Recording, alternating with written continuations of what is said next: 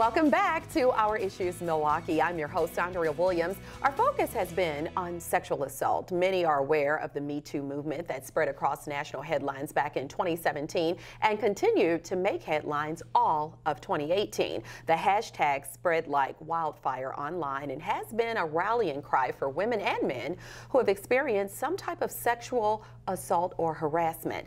My next guest is an example of the bravery and strength that movements like this have given individuals across the globe. It's a pleasure to welcome artist ellysa to Our Issues Milwaukee. Oh, thank you so much for having me. Thank you for being here. What a lovely introduction. And you are quite a busy young lady. Luckily, we were able to catch you while you were still in town. But if you would, I should note you live in LA. Yeah. So talk to us about being an artist and your connections to Milwaukee. Yeah, well, I grew up moving all over the world all the time. I never went to a school for longer than 2 years at a time. Yeah.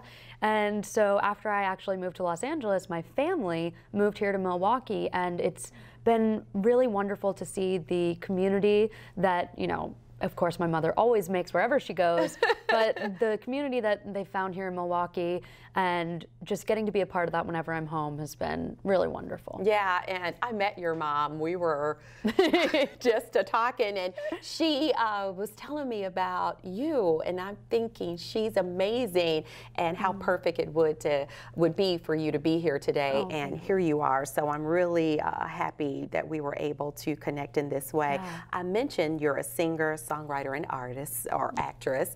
You've appeared on several TV series, including one of my favorites. It's very popular, Netflix's Dear White People. Yes. When did you know that being an artist and singing and writing and all these things is what you wanted to do?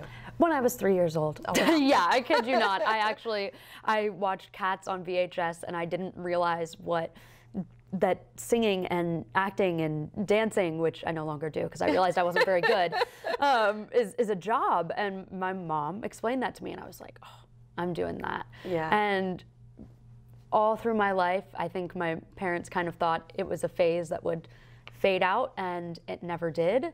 And I couldn't imagine doing anything else with my time and with my life than creating change through art. Yeah, I love it.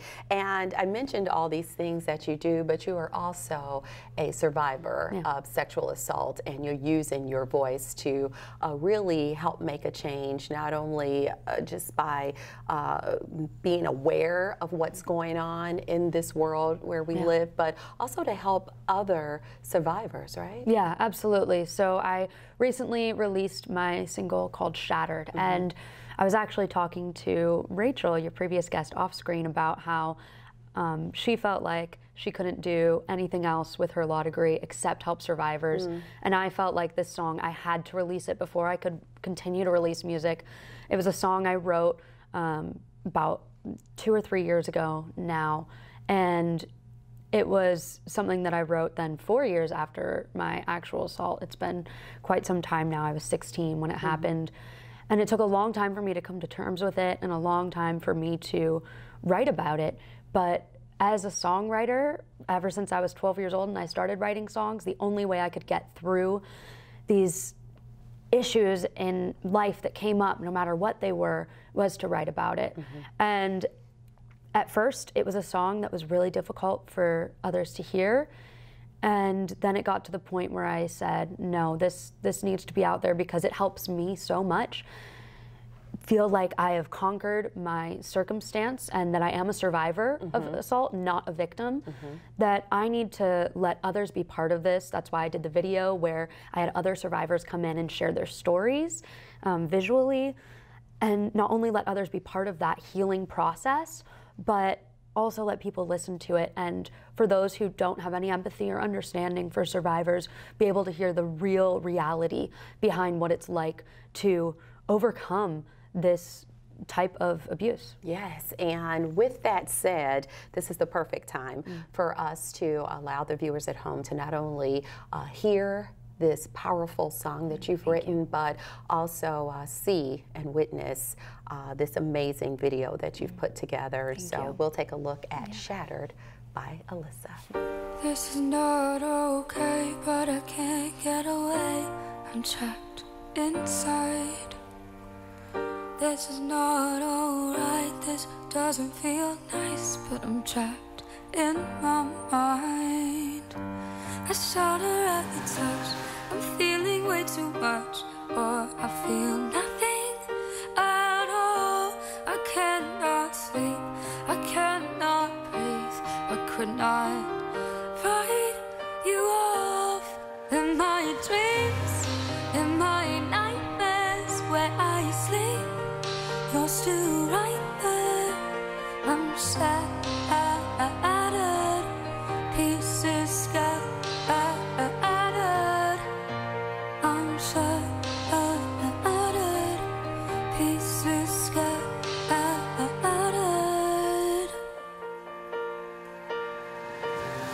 I open my mouth but can't get a word out before voices fly. She showed too much, she shouldn't fuss, so I hide my cries.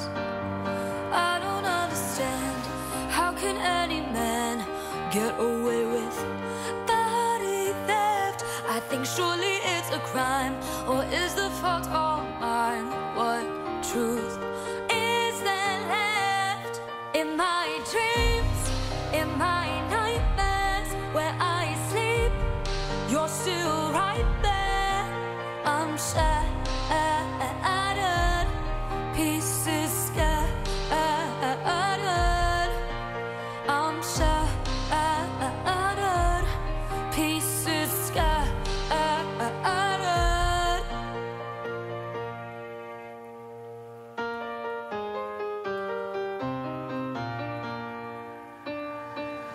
What's on docket 103? Emotional murder in the first degree. What's on docket 111? Just 2 counts of body invasion. Why don't we let him go free? Jail might mess with his college degree. What's on docket 710? Cause she asked for it, excuse again. Who cares if she never sleeps again?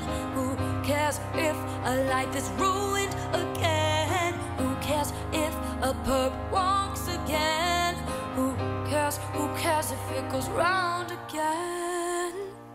I cannot sleep, I cannot breathe, I could not fight you off. In my dreams, in my nightmares, where I sleep, you're still right there. When I go out and about, you still drag me to the ground. I'm shattered, pieces scattered. I'm shattered, pieces scattered. I think everybody would agree that's pretty powerful. Thank and you. you have such a beautiful voice. Gosh. Thank you. Congratulations Thank on you so everything much. that you're doing. When it comes to sexual assault, your hopes, especially with the song Shattered, is to help shatter the statistics, right? Absolutely, yes. And I actually created a website called shatteringthestatistics.org, and it has resources not only for survivors, but for supporters. We also have a Facebook group called Shattering the Statistics, Survivors and Supporters, because I know that without the support of those closest to me, I would not be at the point I am today in my recovery from my assault. I wouldn't be able to even speak about it with you on a show like this. And we need supporters in our lives. And a lot of times people who haven't been through what, you know, I and so many others have been through don't understand that the statistic is 1 in 6 women have been sexually assaulted in their lifetime, and growing, actually.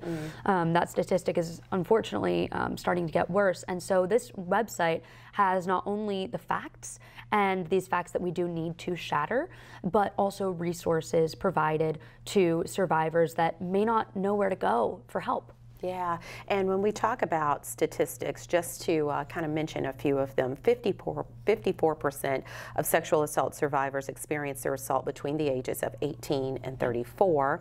94% of women who are raped experience symptoms of post-traumatic stress disorder, and 33% of women raped contemplate suicide. And like I said, that's just a few of the stats that are out there when dealing with this subject matter. So you also have your website, justellysa.com, and there you also encourage victims to use their voice and take their power back. How, in your opinion, does someone begin to take their power back? Well, for me, I always suggest starting actually with art. Just like Rachel was saying earlier, even if you consider yourself not an artist, writing about your experience in a journal, anything, to just start to take that power back and know that your story is true. Because a lot of times, and you know, for me as well, after it's happened, you know, I'm sure another statistic most people know is that most of the time survivors actually know their assaulter, their attacker. And I did. I was in art school. I was 16. And when I heard Rachel talk about the fact that 90% of campus assault victims will actually drop out of school, well, I did leave my art school after that year, and I moved to LA instead of doing my senior year at art school. And it was really difficult because the story that he was telling everyone was far different from the truth, and it was very isolating. And it started to make me question myself and whether what he was saying was true or what I knew in my heart was true. And so really writing about it was the first step.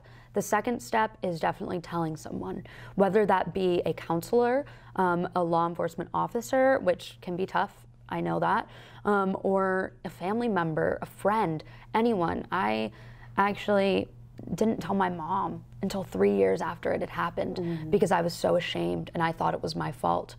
But once I opened up to her and I told her my story, she has helped me immensely take my power back. Also, Law & Order SVU definitely helps. It definitely gives me a sense of justice. People ask me why I love that show so much. I never got justice.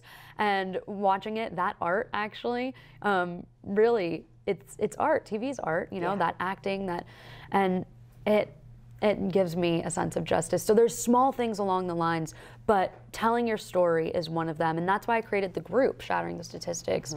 It's a Facebook group where we can share our stories with each other and we can support each other. And it's a place where it's a safe space to share your story. So very important. And we're quickly running out of time. So if you can, in just about a minute, I'd love to get your opinion on the Me Too movement and also situations like last year's hearing on Supreme Court Justice Brett Kavanaugh regarding sexual assault allegations. What was going through your mind in specifically seeing that case kind of played out in front of the world, and then, you know, just the Me Too movement in general? Yeah, well, with the Kavanaugh hearings, that was actually all happening while I was preparing to release Shattered. So not only was I sorting, you know, having to sort through my trauma pretty much every day, getting a press release together, or, you know, coming up with the album artwork, getting ready for the video, I was going through all my trauma again.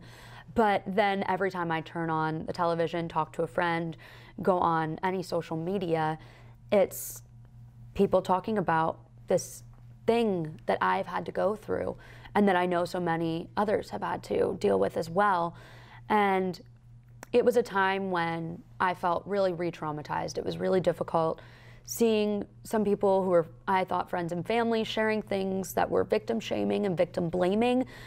And maybe they didn't, you know, they don't realize how many people around them are survivors and that they may be hurting these people. And that's why when I released Shattered, my main hope not only was to empower survivors, but to have those people who I love, and I know so many others have friends like that or family like that, that they can say, hey, this is what I've gone through. You know, listen to these lyrics. That's how I felt. And for them to actually say, wow, I didn't understand and now I do. Wow. That's Great the goal. way to wrap up today's show. Thank you so much for coming by. Continued success to you. And of course, ellysa is a singer, songwriter, and actress. You can visit her website again at justellysa.com. And if you or someone you know has been a victim of sexual assault, you can contact the Sexual Assault Hotline at 1-800-656-4600. 888-888-7873. That is going to do it for today's show. I'm your host, Andrea Williams. As always, thank you for watching, and I do hope you join us again next week as we take another look at Our Issues Milwaukee. Have a great day and Happy New Year.